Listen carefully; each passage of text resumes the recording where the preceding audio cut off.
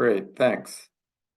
So I want to thank everybody for joining us for this meeting to learn about our ideas for strengthening our Clean Energy Standard program. First, to briefly introduce us, my name is Will Space, and my title is Senior Technical Advisor for Climate Programs. And I have with me a couple of colleagues that work directly on the Clean Energy Standard. Emily Lamb and Jason Brown are joining me. The purpose of today's meeting is to talk about some changes we're thinking about in our Clean Energy Standard. I want to emphasize right off the bat that this is an initial stakeholder discussion. So when we actually change our regulations, we have to go through other public processes. We're not at that point yet. We're just looking for informal kind of input. And the idea here is to give you an opportunity to ask questions and talk to us, particularly if you want to submit written comments on this as we move through it. So before I go into the detail, I'm going to turn it over to Emily for a brief discussion of logistics. Thanks. Yeah, we can go to the next slide. So as we mentioned, the meeting is being recorded, and to minimize background noise, all the participants are on mute, and we'd ask that you stay on mute. And then we'd ask that you enter your full name and affiliation if relevant in the participants panel. If you need to change your name, you can do this by opening the participants panel and then hovering over your name. There'll be an option to rename yourself. And then on the next slide, we'll talk about how to participate and ask questions. So the latter half of the meeting will be focused on kind of answering questions and hearing comments. So if you'd like to ask a question or provide a comment, you can raise your hand, and then we'll notify you and ask you to unmute when it's time to make your comment. You can also put comments in the chat, although we would ask that you wait to put those in until the end of the presentation, just to help us manage them a little bit better. And with that, I'll hand it back to Will. Great. Thanks, Emily. So Jason, you can go to the next slide. So I'm going to be speaking for first half of this meeting or so, 20 or 30 minutes about what we're thinking about making as far as changes, and then we'll have an opportunity for discussion, next steps. And again, some of the options we're talking about are related to each other, so we think it's better to go through the whole thing and then have discussion after that. So basically the structure is I'll talk a little bit about some background for the changes we're thinking of, talk about two general categories of changes we're thinking about. One category actually strengthens the standard in terms of supporting, making it better support clean energy in the future. And the other one is a more nuts and bolts kind of set of ideas, which is about improving the way we account for clean energy. And then well, there are a couple options that don't fit in that category that I'll mention also, and then we'll briefly talk about the comment process. Next slide. So by way of background here, as many of you probably know, but just very briefly, the Clean Energy Standard is a regulation we've had in place since 2018, and it's designed to set a minimum percentage of electricity sales that come from clean energy, and at its start was really about new clean energy that would increase the amount of clean energy that we use in Massachusetts and have available. It's closely related to our renewable portfolio standard regulation. I say our, but that's a different agency. It's the Department of Energy Resources, but it uses an emission-based qualification threshold that allows some additional energy sources to qualify, including a larger scale hydroelectric power, and in theory, nuclear or a fossil plant with carbon capture might have qualified. We also, and the other thing that the Clean Energy Standard does is to collect additional clean energy beyond what's in the Renewable Portfolio Standard requirements. We also amended the Clean Energy Standard in 2020 to add a component that we call the CES, or a requirement to continue to provide electricity from existing clean energy sources in the region that have historically contributed to our clean energy supply. So that's the regional nuclear power plants and also some of the imported electricity from hydropower. One of the important things about the clean energy standard is that it actually sets a standard, not just for the near future, but all the way out through 2050 that gets very close to 100% clean over time. And we have a graph here that depicts the different components of the clean energy over time as a percentage of the total sales. The only thing I'd point out about this graph is that it shows a rapid increase in the percentage until 2030 and then a leveling off. But interpreting that, you need to think about the fact that the electricity demand is expected to increase a lot as we electrify things between 2030 and 2050. So it will continue to require more and more clean energy over time to help satisfy our emission reduction requirements. So next slide gets at sort of more about why we're sort of here today. The Clean Energy Standard regulation includes a requirement to do a program review in 2021. We completed that in 2021, and that 2021 date was picked because at the time, the requirements of the underlying statute were that there be a climate plan published at the end of 2020.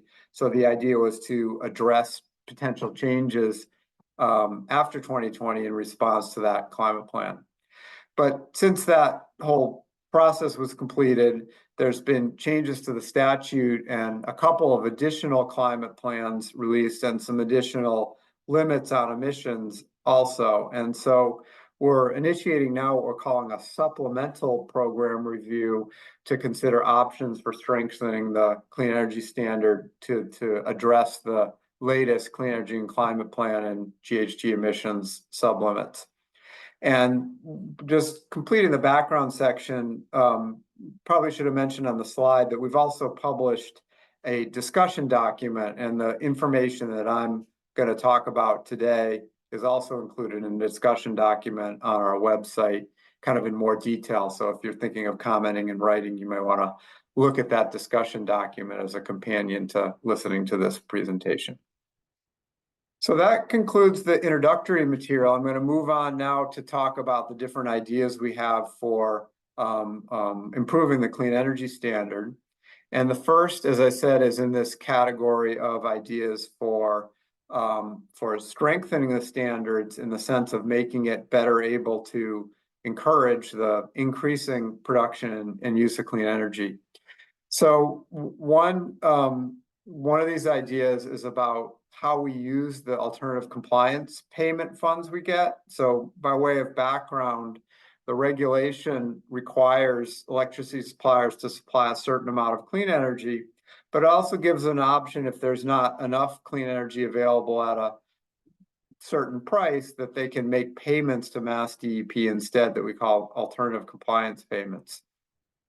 And right now in the regulation, those payments go into a fund called the Climate Mitigation Trust that can be used for a wide variety of purposes, all related to climate change, but not necessarily directed at clean energy.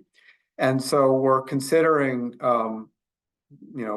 suggesting the idea here that we might change our regulation to be more specific about how alternative compliance payments funds could be used to provide more certainty that there'll be a robust market for clean energy certificates and clean energy in the future. So one of those options would be to take any alternative compliance payment that we get and actually use them to fund a kind of a competitive grant kind of program where we would let people apply for those funds in exchange for we would then take the clean energy associated with those projects and retire some amount, at least, corresponding to that alternative compliance payment. The other option, which has some similarities, is to simply retain the alternative compliance funds so that if there's a future time when the credit certificate prices are low, we would buy up certificates at that point. And these two options have in common that they would tend to increase the demand for clean energy in the future. And so that would provide some certainty to the project developers in general that there'll be a a market for clean energy certificates going forward. So the alternative compliance payments would be used to support that. So that's the first option in our categories for strengthening the standard. Next slide. So the second is kind of related, which is just to increase the rate of our alternative compliance payment. The Massachusetts Clean Energy Standard is relatively low in the region as far as a compliance option, and that means in some cases it may be appealing to make that payment to Massachusetts instead of and allow yourself to retain certificates to comply with other states' programs, and certainly Massachusetts programs, which we support. So we could raise the alternative compliance payment rate, and what that would do would be to tend to put upward pressure or support a higher market price for those clean energy certificates, and that would tend to help the clean energy market in general by providing a little bit more funding or assurance of funding to the clean energy market. It also would ensure that if Massachusetts clean energy contracts in particular bring more clean energy online in the region, that increase in regional supply gets counted toward Massachusetts Clean Energy Standard compliance versus used toward compliance with another state's standard. So that one's very closely related to the first one, and then it gets at this alternative compliance payment part of the program and how that might be addressed to strengthen the ability of the program to support clean energy.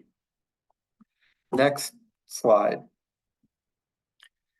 So a little bit different from the first two, but still in the category of strengthening the ability of the program to support clean energy. We note that with clean energy, a lot of the costs are early in the lifetime of the project, but the clean energy standard, because it gives a constant kind of a incentive over the years, isn't necessarily aligned with that, and it can make it hard for facilities to recoup the costs of construction because of uncertainty and long timelines in the availability of the clean energy certificates. So we're proposing, or maybe proposing is too strong a word, but we're looking for feedback on a possible idea where we would add what we're calling a recent vintage requirement. So you would require that some fraction of each year's compliance obligation would come with new clean energy, meaning came online in the prior 3 years, and that would have a higher alternative compliance payment. So that would provide some ability for projects to recoup costs more quickly, and maybe although the payment might be higher, it might be more effective and even cost effective in bringing these projects online over time. Next slide. So this is the last of our ideas under strengthening. Think back one slide from there, long-term planning. Yeah, so this is the last of our ideas under strengthening the standard. It is difficult, we know that clean energy developers want to have certainty and be able to plan over longer timelines, whereas the clean energy standard right now is basically an annual requirement to procure these certificates.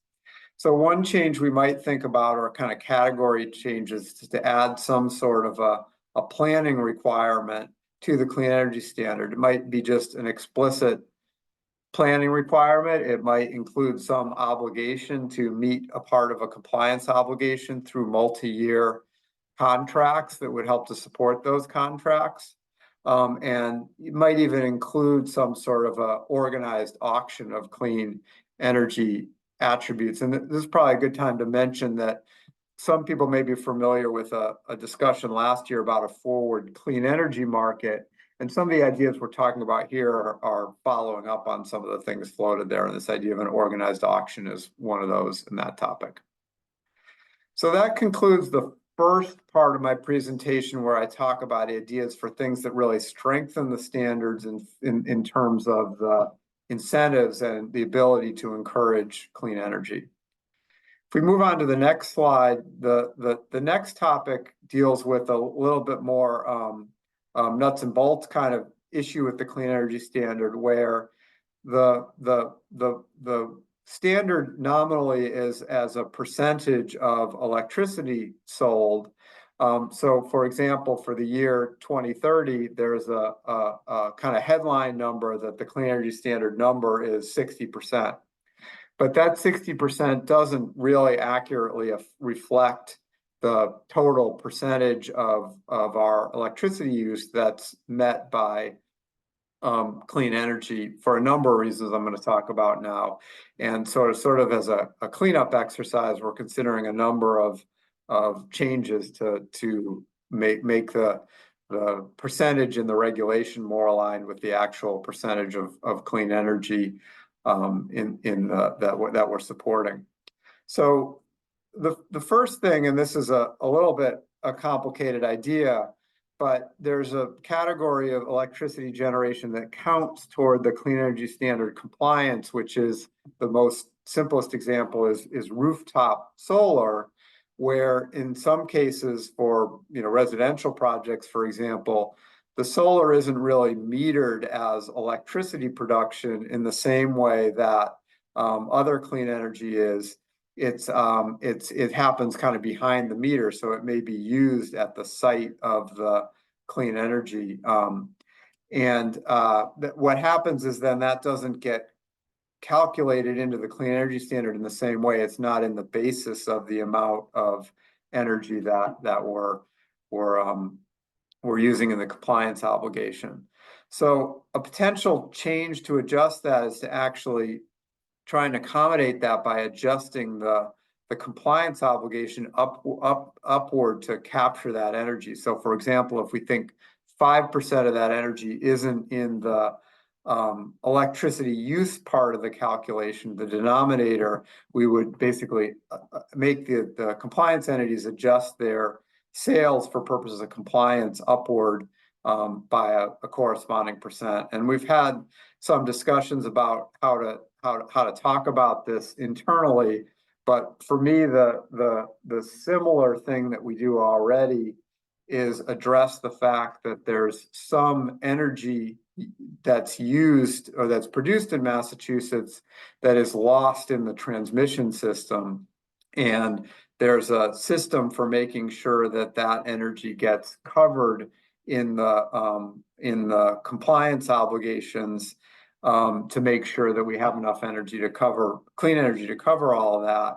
And this is a kind of a similar thing. This is energy that's not captured on those retail sales meters. So we would make some sort of an adjustment or accommodation or a way of making sure that we capture that energy in the program. So for those of you that aren't familiar with this, there's a little more in the written document. It's a complicated topic, but it's one we've been hearing about stakeholders for a while now, and we're looking at kind of addressing it in this way.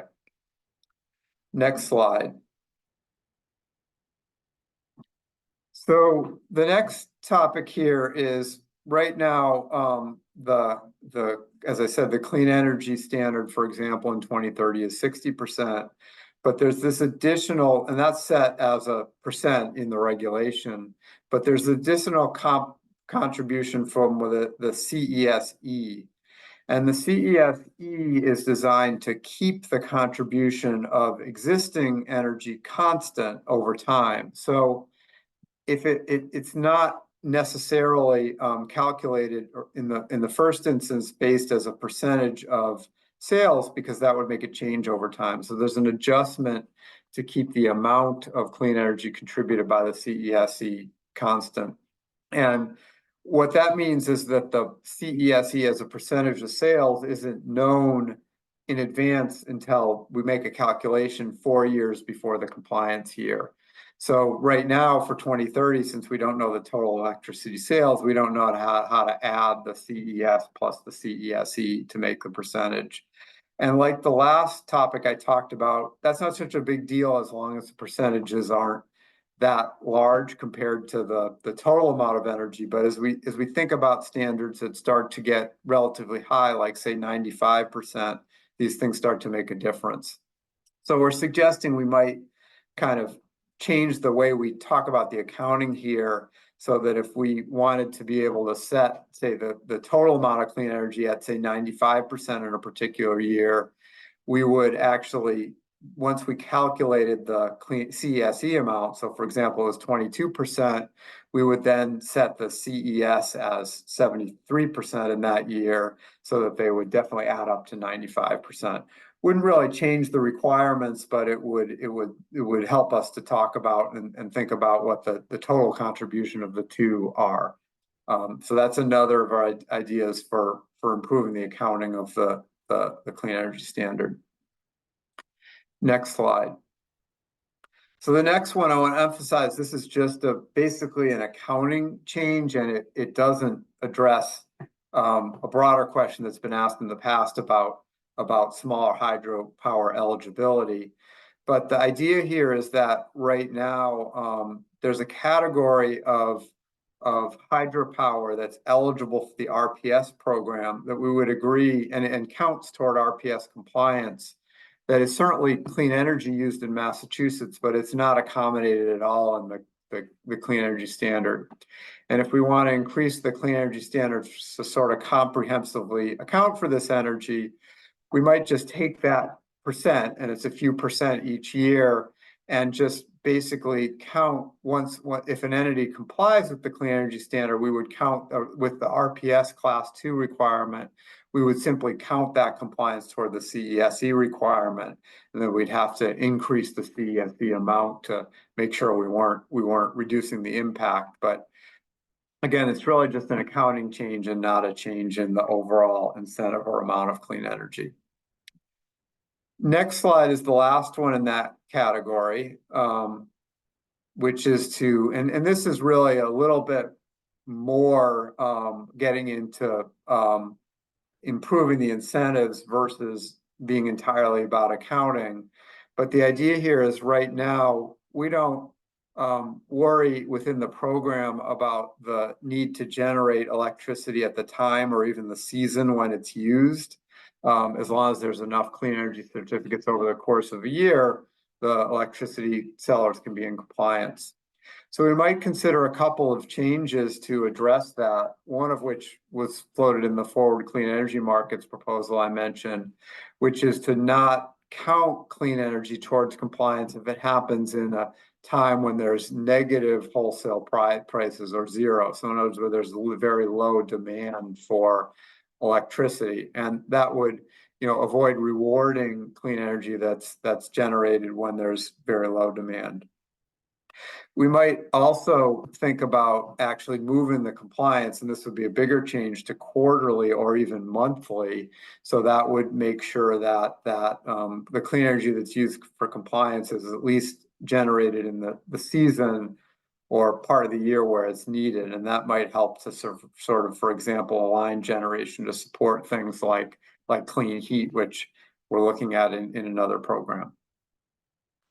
So that's the last of the 4 changes we're thinking that we're sort of talking about as far as comprehensive accounting. I'm going to keep plowing through here, but as I said, we'll have an opportunity for questions and then comments later in the discussion. So other options we're thinking about, one is to update eligibility criteria. So currently the clean energy standard has an eligibility threshold that's based on life cycle greenhouse gas emissions, and it's set at a fairly stringent level, which is that the cleanliness needs to be 50% cleaner than an efficient natural gas powered facility measured on a life cycle basis. And that comes from, in the past, dealing with biomass eligibility. Now, there were some changes to biomass eligibility in the RPS program that are inherited by the clean energy standard.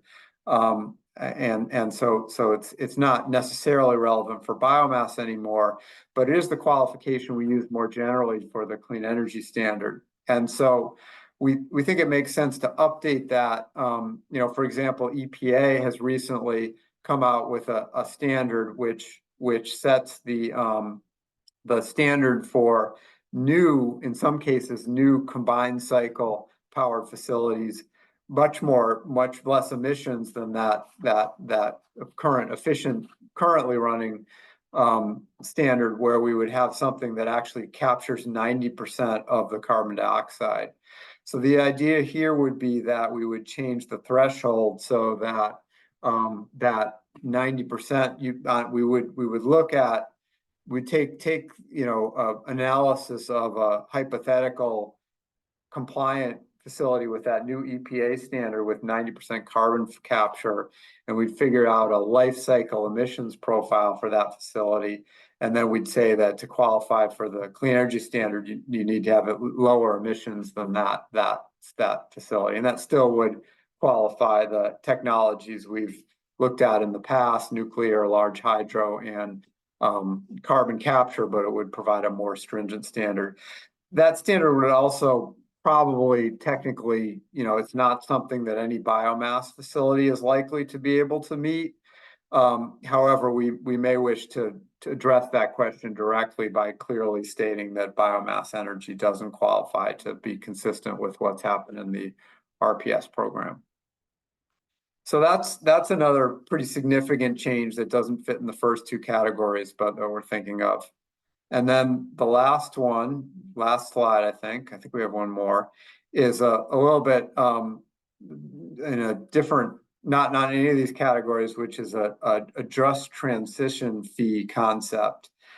As you may be aware, we've been looking at how to embed equity across our Department of Environmental Protection and really state programs. And so this is an idea where we would sort of categorize projects based on their location or some other characteristic, whether they have benefits as far as equity, like, for example, citing a solar project in a low-income community might have that kind of benefit. And we would then collect some sort of a fee to register or to use the certificates for compliance or something associated with the projects that didn't support equity, and use that fee to try and direct the siting and other aspects of the program to support projects that do support equity. This is a concept that we've looked at in other programs recently also. So that's the last of the list of potential changes to the clean energy standard. So moving on to the next slide. Just so I don't forget to cover this, we are happy to accept oral comment today, but we find that most often meetings like this kind of inform written comments. So we do have a request. It's again an informal comment deadline. This is not a proposed regulation, but we would love to get comments in reaction to the material we've raised here by January 19th. And we also have a website for the Clean Energy Standard, which includes, as I mentioned, a discussion document that describes the concept I've laid out tonight in a little bit more detail than the slides do. It also has the slides posted there, and then it also reiterates the instructions for commenting. So that's the end of my prepared presentation. We're happy to take questions at this point. I know it's a lot of different information that I've mentioned here, and then also comments are welcome. We can take things in the chat, but we're also happy to have people come on mic if people would like to. So pause for a minute. I do see a hand raised, so I think if you could unmute that person and we can go ahead and hear from them. Hi, can you hear me? Yes, we hear you. Hi, my name is Junk. I'm with Calpine Energy Solutions. We're a load-serving entity that serves customers, primarily commercial and industrial customers in New England and the PJM and elsewhere in the U.S. But we certainly have customers in Massachusetts. And thank you for this webinar. It's been very informative. We're in the process of, we will likely submit comments either on our own or perhaps with other entities. I guess, so my main question or request, I guess, is that whether you would consider providing a grandfathering opportunity for existing customer contracts. We often have contracts that run 2, 3 more years, and if it would be very helpful for entities like us to manage our risk if we're able to grandfather those existing contracts through the termination dates, and whether you'd be willing to consider something like that. We would certainly put this in written comments as well, but I was wondering if you could comment. Yeah, I think in the past, we have certainly considered that, and, at times had to weigh those considerations against the, potential impacts on the effectiveness in the program. But in general, we've, considered that. So we certainly would consider in this case. I think we're, at this point, we're really looking for feedback more on the general, whether these changes are even things we should pursue. The question of how we deal with kind of grandfathering is probably a secondary question at this point, but we're happy to have you, remind us about that issue every time, and that's worth doing. So thanks for bringing that up.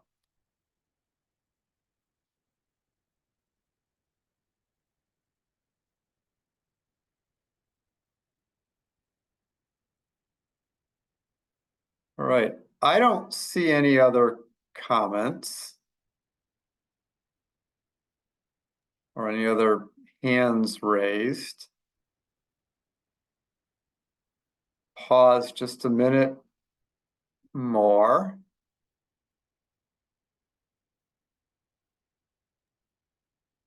Just check in with Emily in case there's anything I forgot to say or we didn't get to. I don't think so.